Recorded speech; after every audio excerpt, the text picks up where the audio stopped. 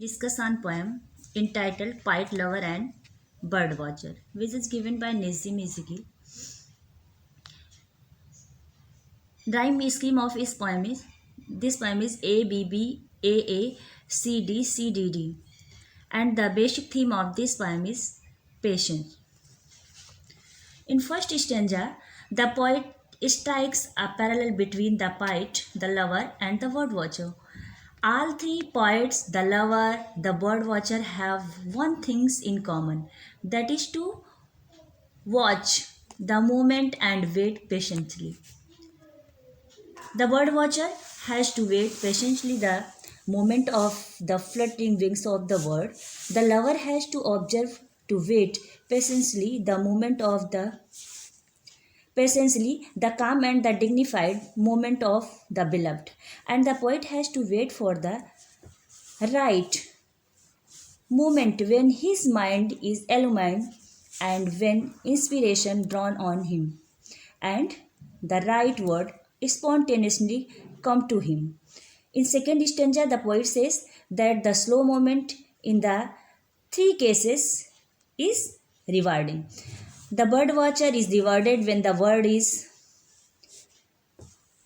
suddenly caught in the net and suddenly comes into his sight. है ना? A lover is rewarded when the beloved gladly surrenders. Poet gets inspiration to compose a fine piece of poetry.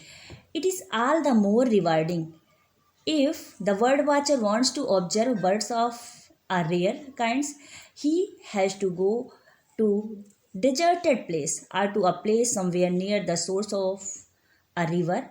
If a lover wants to get a favorable response from his beloved, he too has to wait till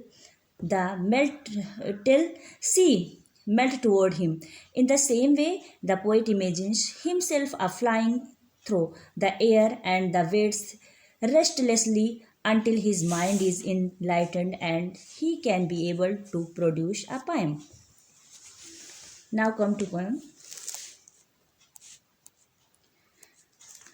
In first stanza, to force the pace and never to be still is not the way of those who study bird or women.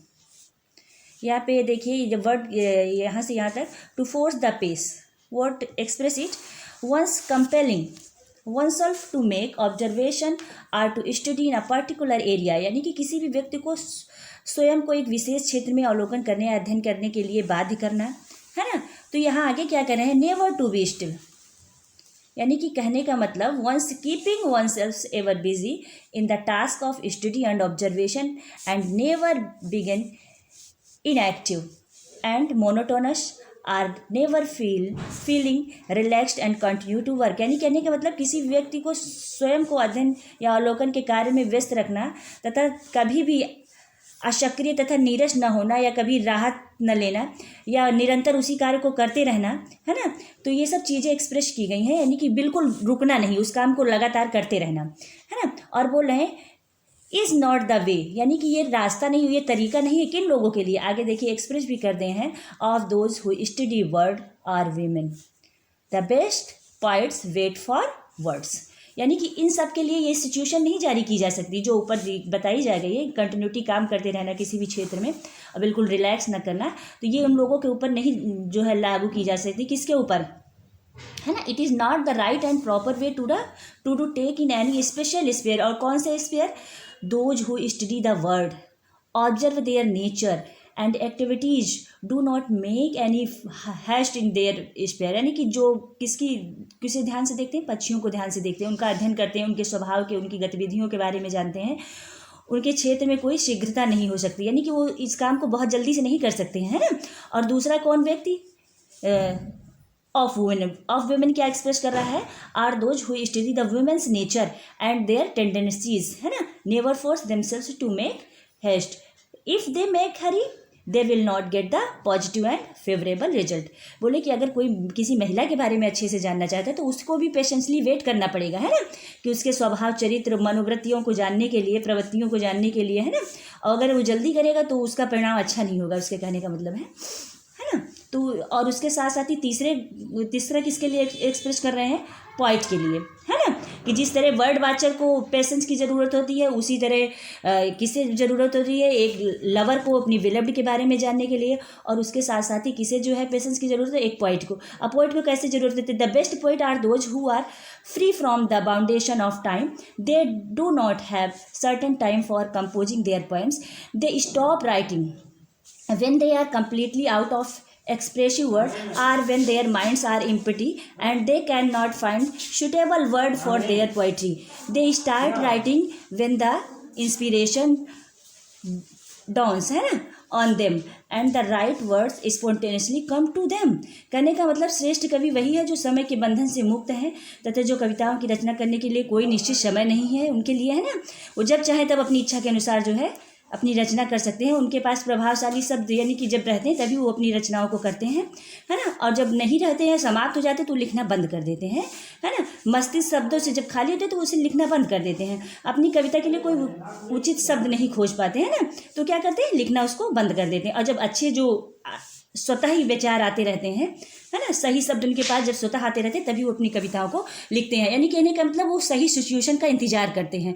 ऊपर से तीनों चीज़ें present कर दी, तीन लोगों के बारे में, किसके बारे में, बर्ड वाचर के बारे में और लवर के बारे में और उसके साथ साथ ही पोइट के बारे में। इनको कहने का मतलब पोइट का यही है कि ये कंटिन्यूसली अपने वर्क को नहीं कर सकते हैं, ये रिलैक्स लेते हैं, ये सिचुएशन को इंतजार करते हैं। जब अच्छी सिचुएशन आती है उसी में जो है इनको जो है सक्सेस मिलती है। यानी कहने का मतलब दे शुड हैव पेशेंस, है ना, फॉर द राइट मोमेंट।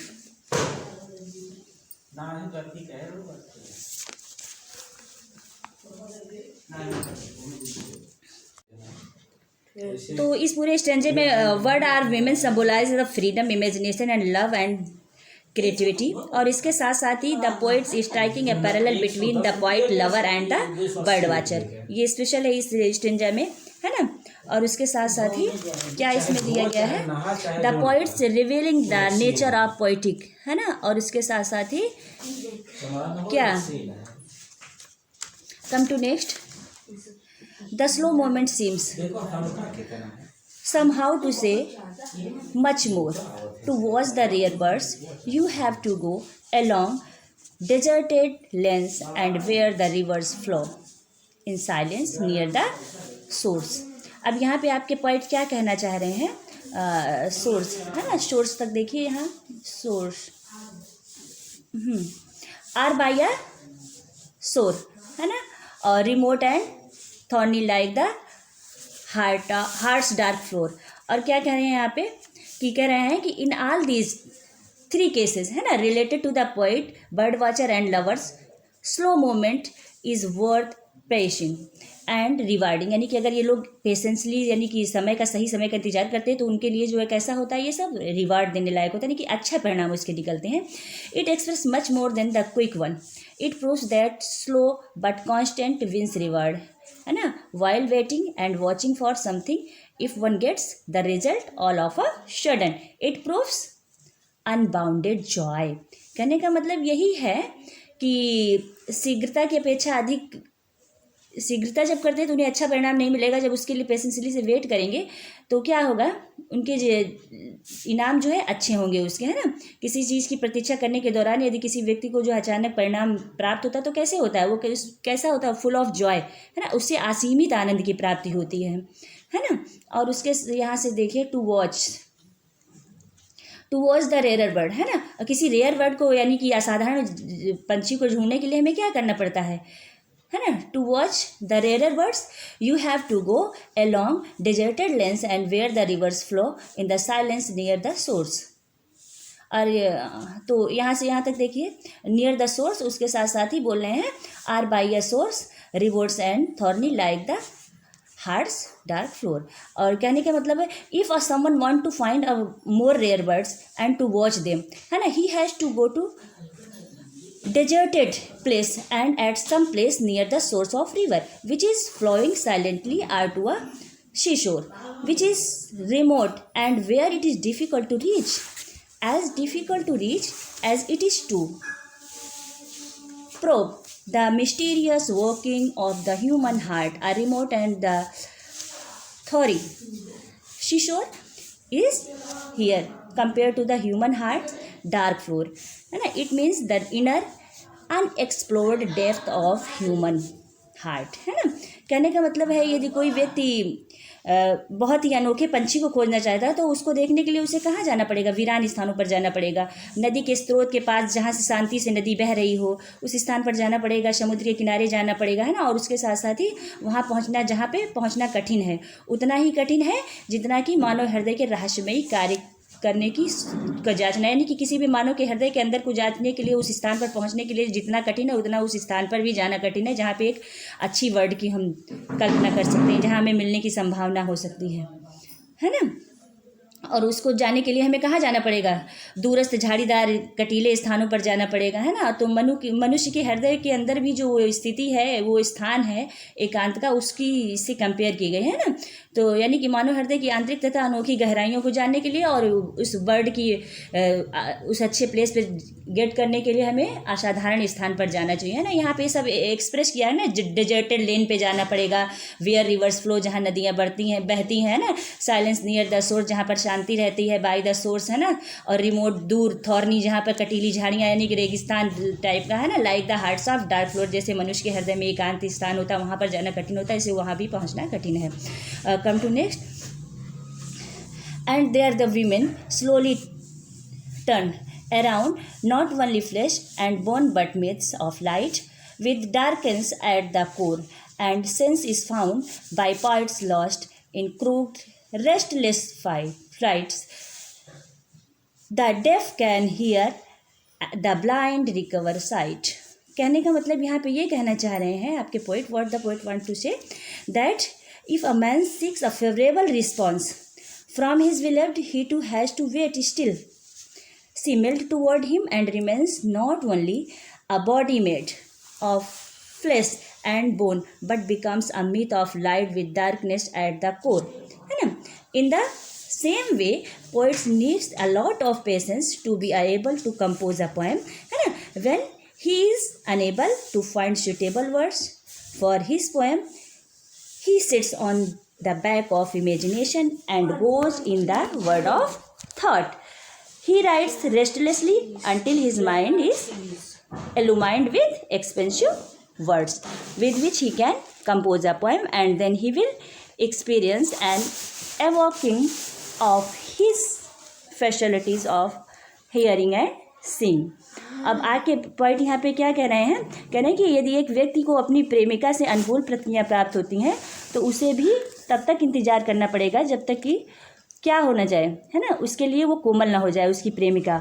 और ना केवल यानी कि कहने का मतलब केवल फिजिकली ही नहीं कि उसकी बॉडी मांस हड्डियों से बना हुआ शरीर ही नहीं है ना, बल्कि ऐसा एक केंद्र के अंधेरेपन के साथ साथ ही प्रकाश को भी कल्पित कथा बन जाती है. और उसके साथ साथ ही बोले उसी तरह कवि को कविता की रचना के योग्य बनाने के लिए अत्यधिक धैर्य की आवश्यकता होती है ना. और उसके साथ साथ ही वो अपनी कविता के लिए उपयुक्त शब्द प्राप्त करने में जब अयोग्य रहता है तो वो क्या करता है, वो बैठ जाता है और खाली इमेजिनेशन करता है, विचारों की दुनिया में खो जाता है और तब तक बेचैनी से प्रतीक्षा करता रहता है जब तक उसके माइंड में खूब अच्छे विचार उत्पन्न होना नहीं शुरू हो जाते हैं ना.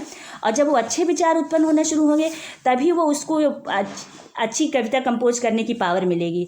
और वो कविता कैसी होगी बेटा, जिसको जो है वो दुनिया की सारी बाधाओं को हर लेगा. जैसे कैसे नहीं है, द डेफ कैन हियर, यानी कि उसको पढ़ने के बाद जो है एक बहरा ऐसे इमेजिन कर रही है कि वो उसे सुनाई देने लगेगा.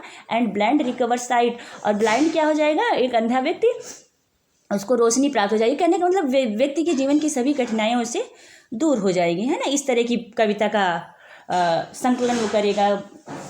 जब इस तरह की भावनाएं, इस तरह का पेशेंसली से वेट करने के बाद जब उसके अंदर जो विचार और शब्द आएंगे, जब उसे एक्सप्रेस करेगा तो उसमें कहने का मतलब इस तरह की पावर होगी उस कविता में. So in this poem, in this stanza, in last stanza what the poet wants to express, heart's, है ना, dark floor, probably this phase means to inner unexplored depth of human heart, है ना. जो ये हार्ट्स डार्क फ्लोर एक्सप्रेस किया गया है, कैसा है ये, unexplored depth of human heart के लिए. और इसमें फ्रेज भी यूज हुआ है ना, मिथ ऑफ लाइट करके. देखिए इसका मीनिंग क्या, radiance, or the poet has glorified the love and the women who eventually responds to a man's love. और उसके साथ साथ ही क्या बताया आपके पोइट ने, according to the poet, it is essential for a man to show patience and to wait for the moment of fulfillment.